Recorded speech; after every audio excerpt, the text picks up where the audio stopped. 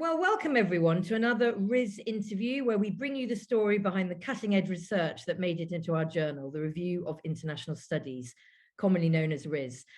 Today, I'm delighted to be talking to Giorgio Shani and Navnita Chadha Behera. Giorgio is Professor of Politics and International Relations at the International Christian University in Japan, and Navnita is Professor of International Relations at the University of Delhi. And she's also a regional editor of our other journal, the European Journal of International Security. Today, we're going to be talking about your article in the current issue of the Review of International Studies on provincializing international relations through a reading of Dharma. Welcome to you both. Thank you. Yeah. Well, let's get straight onto the interview. So I wanted to start by asking you how you ended up becoming interested in post-Western IR and what brought the two of you together to write this article. Thank you very much, Julia, for your question. If you don't mind, I'll start first.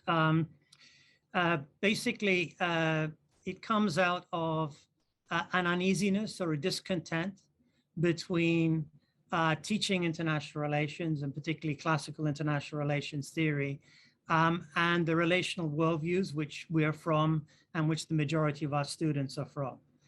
So specifically, I came across, I work on South Asia, as does Navnita. I came across Navnita's article in International Relations of the Asia Pacific when I was researching an article for International Studies Review, which was towards a post-Western international relations, which looked at the Ummah and the Khalsa Panth, which is the community of believers of the Sikhs.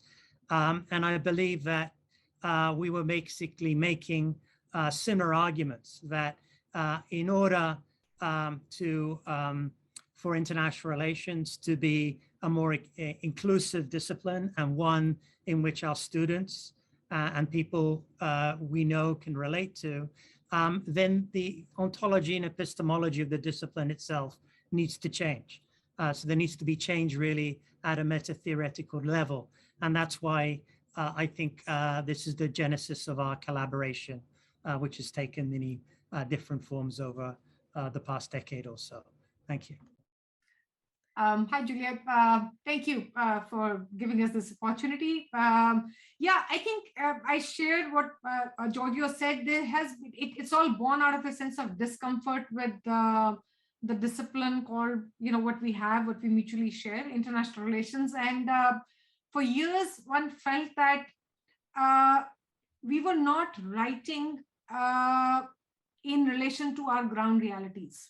Whether it was in teaching, whether it was in doing IR, or whether it was researching IR, you felt sort of constrained by the epistemic limits of what to think about, what to write about, what are the problematics that count. And they were really divorced from the parts of the world that we belong to or we come from. And the term post-Western IR honestly came about because we started I wrote the paper for a non-Western IR, asking the question that Barry and Amitav Acharya had then asked, that why there is no non-Western IR theories. And the answer was that because the rules of the game are being set by the Western IR. The turf is set by them. What you can do, what you can't do is delimited. And you needed to kind of really step out of the box and sort of, as they say, smell the coffee in real world, what's happening out there. So that's where it is grown out of. But over a period of last decade and a half, I think we've both realized, as indeed many other colleagues, that instead of only critiquing what we do not relate to with Western IR, we need to actually create an alternative body of literature which speaks to the way people live their lives, the lived realities in different parts of the world. So that's where the special issue is also born about. It's created out of that wanting to create a body of knowledge which relates to how does IR speak to people in different parts of the world. And that's where a mutual collaboration also is kind of really located, because we share that basic drive and basic interest in making IR a little more plural and more inclusive discipline. That's very, very interesting. So perhaps we could now turn to the article, and you could both give us a brief outline of its main arguments and ideas. Yeah, thank you very much. You want to go first? Yeah, I'll go first if you don't mind. So in a way, the genesis of this article is an engagement with the work of Dipesh Chakrabarty in his classic work, Provincialising Europe. And what we seek to do is to take his idea that the categories through which we understand, or we've come to understand modernity, and we specifically come to understand international relations, have been framed by the political and cultural and theological traditions here of Europe. So by provincialized specifically, we're looking at the indispensability and the inadequacy of these categories which we focus on in the paper, conventional understandings of time, the concept of the self and its relation with the other, understandings of order and the sovereign state. Now these frame the discipline of international relations and also frame our understanding of modernity. So what we're trying to do here is to show how the concepts of time, self and other, order, and the sovereign state within IR are deployed from within a particular cosmological framework. And here, I think we use the term cosmology explicitly to differentiate it from culture, from religion, from civilization. Cosmologies basically refer to will seek to explain the origins of the cosmos in which we find ourselves in and our place within it.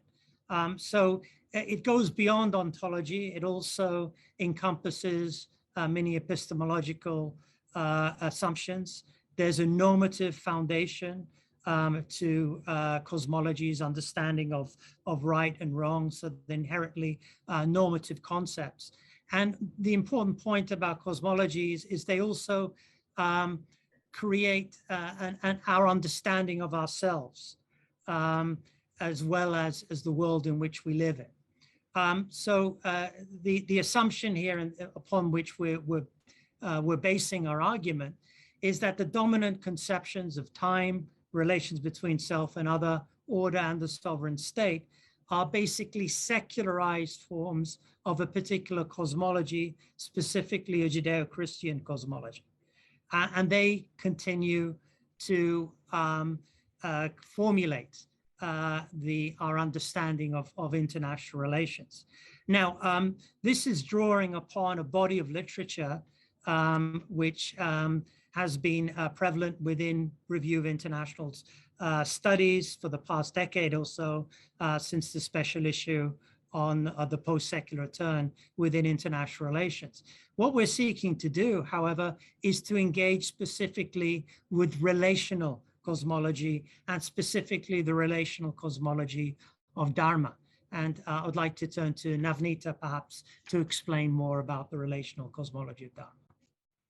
Yeah, thank you, Giorgio. I think there are two aspects, about the relational cosmology. I mean, A is the baseline part of the relational turn, so to say, in IR, which says that the starting point of inquiry is that the relations come before separate entities, sort of. So the interconnection between different beings. And when I'm saying different beings, it's not just humans. It's nature, humans, states, any kind of unit of analysis you could take. So they are all there because of how they interconnect with each other, how they relate to each other before they become separate sort of entities. And in terms of dharma, it's a concept which is like 5,000 years old tradition. And I just want to add a rider here that it's like one of the main strands of dharma comes from the Hindu tradition. But even within Hindu tradition, because it's a 5,000 years old tradition, there's several iterations to it. And it's impossible for me to kind of even try and summarize the etymology of the concept of dharma over here. Would urge our readers to sort of read the article for that. But what I just want to flag over here is that Dharma is a tradition which is talked about in Hinduism, in Sikhism, in Jainism, in Buddhism.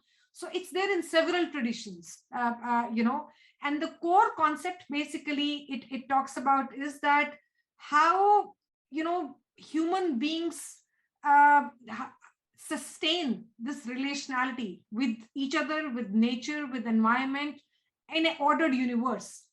So it's a normative concept, as Giorgio explained, but it goes much deeper, and it's not something that is emerging out of either a revolution of a god, or it's not based on a sacred scriptures. It's basically taking into account the multi-dimensionality of human life, and without sort of negating any of its contradictions. It takes all the contradictions into play, and yet able to evolve as to how do you relate to others, and how is it that, in a social, in a moral, in a cosmic understanding, your relationship with yourself can only be right if your relationship with others is also right. And as I explained, the other isn't a human other. Other is any empirical other. It could be mountains, it can be plants, it can be, the whole cosmos, the planetary system. It's a very expansive notion of the other that we talk about. So in the relational cosmology, what we are trying to do is we are trying to juxtapose, as Giorgio said, with some of the core concepts of Western rationalist IR. I will explain just one or two concepts, and I would request Giorgio to pick up the pieces and explain the other two. One is the starting point we take is, for example, that of time. Now, our conventional understanding of time is a very linear understanding of time, what Hutchins calls chronos, right? But it's not just a linear understanding of time. I think that linear understanding of time has given rise to our ways of creating social categories, which is also linear in our thinking, right? So, for example, we talk about progress. The idea is linear. We all were savages first, and then we became uncivilized, and then became civilized. If you talk about the entire development studies discourse, least development countries, developing countries, developed countries, right? So the linear discourse is permeated basically all ways we have devised our social categories and social knowledge, modes of inquiry, so to say. What Dharma does is it says that there isn't a singular concept of time. There's no single temporality, right? It looks at time as a heterotemporal concept.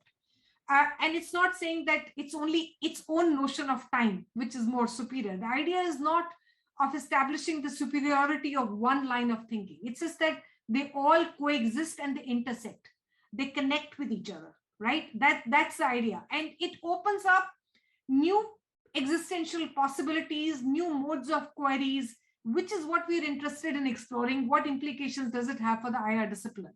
If we were to assume a heterotemporal way of thinking, how does it create new lines of inquiry?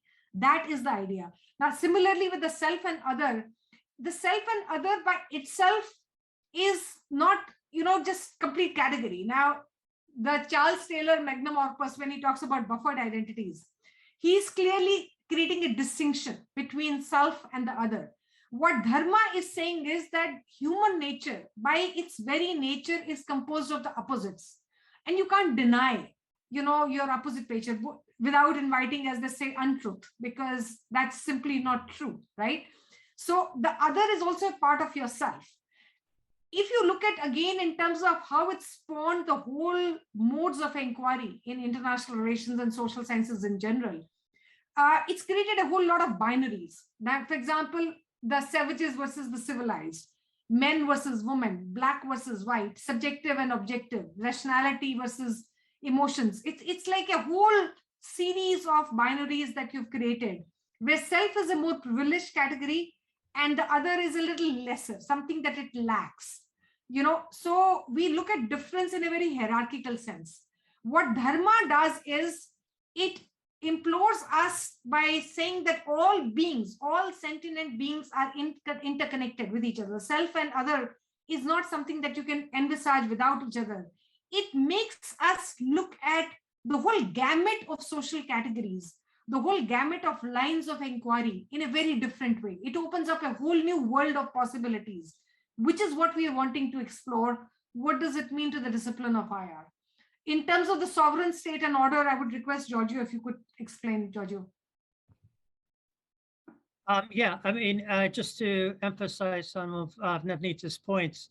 So from Charles Taylor, we have the concept here of the Buffett self. And what the Buffett self here means is a distinction between a sense of self and other, which emerges from the transition from Latin Christendom to a particular conception of modernity, to Western modernity. And our understanding here is that this frames the discipline of international relations itself by making a differentiation between anarchy here and sovereignty. So the concept of sovereignty cannot be understood without the concept here of anarchy, which is a condition of possibility for the state's assertion of a monopoly of the legitimate use of force over a bounded territory. So this, in this, we bring in the work of Schmitt and Hobbes, who argue that the sovereign state is a secularized theological concept whereby fear of an omnipotent and just God is transferred to the Leviathan, and the international order is grounded on theological concepts of order with its roots in Christian theology. Now, in contrast, dharma cosmology views the cosmos holistically as comprising between humans, gods, spirits, and other sentient beings, held together through the concept of Samhita. And maybe Navnita, if you'd like to just explain the concept of Samhita, this may be helpful at this moment. Yeah, sure. The concept of Samhita is that, it's the good of you with the good of others. They go together. So the normative dimension is inherent in some ways, that your good cannot actually materialize and realize in real life terms without simultaneously also thinking about the good of the other. The two go together. So what this does is, in terms of, if you look at the modern IR conflict categories, whether any kind of a conflict categories, whether it's internal conflict or international conflict, what happens is that us versus them kind of a scenario.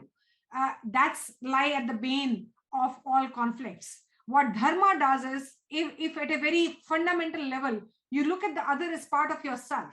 Samahita is you're in it together. Like COVID, that's one lesson we learned, right? We are all in it together. The whole world. You can't really secure one part of the world without looking at the well-being of the other part of the world. So environment, climate change. So it has actually ramifications for a whole new domains of inquiry that we are currently grappling with in the discipline. So Samahita offers a very different vantage point to look at our realities and actually think through ways as to how to build things together, how to be in it together. You want to take it up, Giorgio, or should we? No, I think we can perhaps conclude by looking at the concept of difference. So what we're really trying to do is to suggest how difference can be understood within cosmological terms.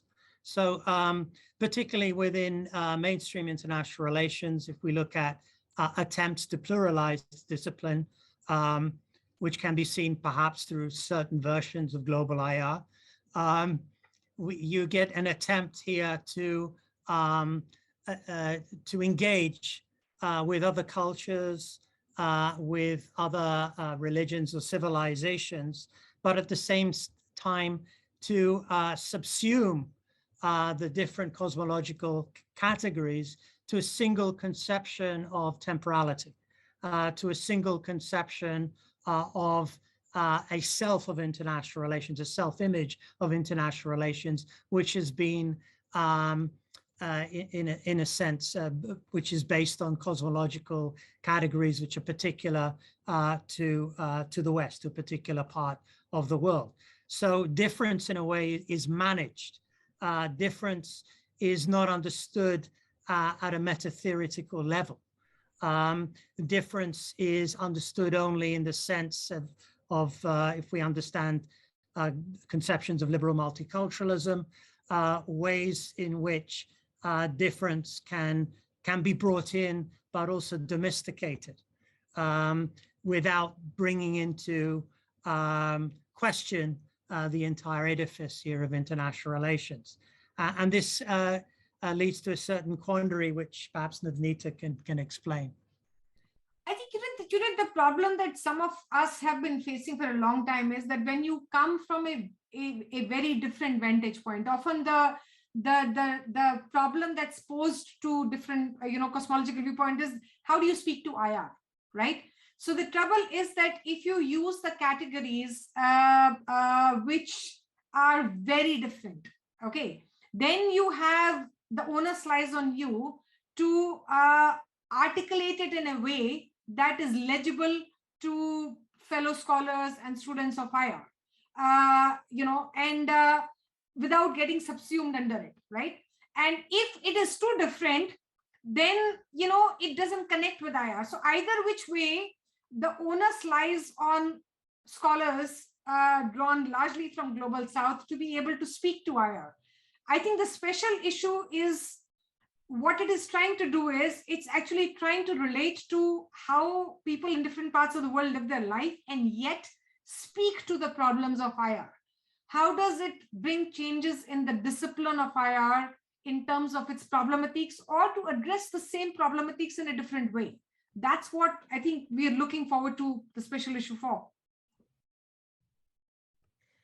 Well, you've given us so much to think about there. Thank you very much. I was going to ask you how the article contributes to the special issue, but I think you've explained that. Unless you wanted to say anything more on that. Well, I think the only thing. Go ahead. Good. Yeah, the only point I would add is the special issue looks at pluriversal relationality, and in a sense, we're trying to pluriversalize relationality. So within the discipline of international relations, we have had an emergent literature on relationality, but it appears to be framed within, again, a particular cosmological worldview. So even if you look at the work of constructivism, we're looking at the idea of relations pre-existing states, or if you look at the work of Latour and others who are looking at the politics here of attachment and the politics of relationality, they're framing it within, again, a particular body of literature, which to many people in the world is inaccessible. So what this special issue tries to do is to pluriversalize, and by pluriversalize, I mean to take into account different conceptions of universality. And this is what the concept of cosmology captures, the idea of living not only in different worlds, but different cosmoses. And, this brings into question the ways in which difference can be articulated within the discipline outside of hierarchies. How can we have a non-hierarchical understanding of difference? And Navnita, if you would like to conclude. Yeah, I think the one or 2 points that I would add is that, what Giorgio was explaining was in terms of the way we understand relationality, that itself is being given a different perspective by contributing authors, in the sense that, within the authors of the special issue, the basic terminology, for example, like ontology, cosmology, are being looked at it differently. So it's a collective thinking through process through which all of us are, partaking in that process.